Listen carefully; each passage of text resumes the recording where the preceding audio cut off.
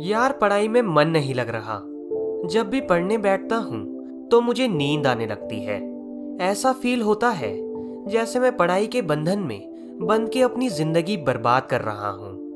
Mobile चलाने का मन करता है, चैटिंग करने का मन करता है, दोस्तों के साथ गप्पे लड़ाने का मन करता है।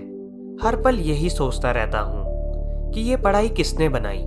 यही सोचता हूँ कि टॉप करने वाले स्टूडेंट्स कैसे पढ़ते होंगे, वो इतने मार्क्स कैसे ले आते हैं, उनकी मेमोरी इतनी शार्प कैसी है, कैसे कई स्टूडेंट्स एग्जाम में 99% ले आते हैं।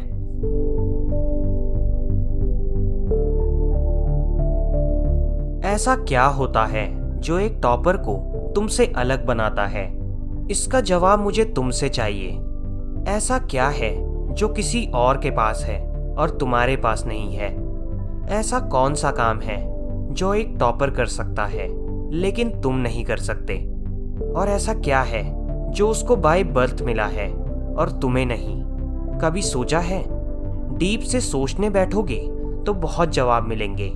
सबसे पहला तो ये कि तुम में और एक टॉपर में बायोलॉजिकली कोई फर्क नहीं है। तुम्हारे शारीरिक अंग भी उसी तरह से काम करते हैं जैसे उनके करते हैं। तुम भी मोबाइल यूज करते हो और वो भी।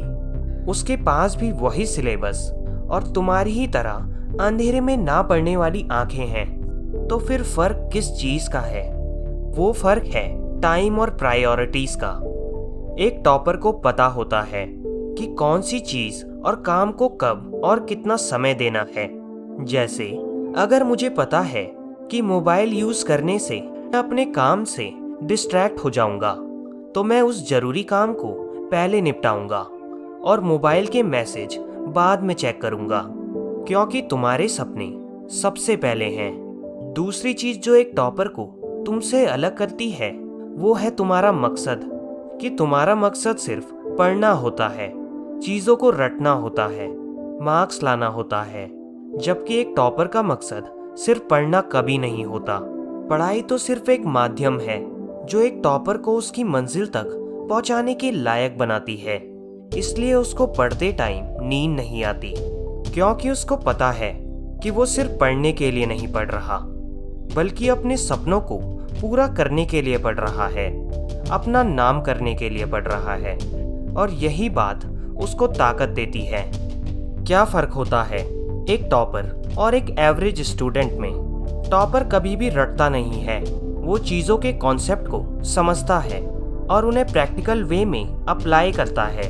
इसलिए वो उन चीज़ों को कभी भूलता नहीं है।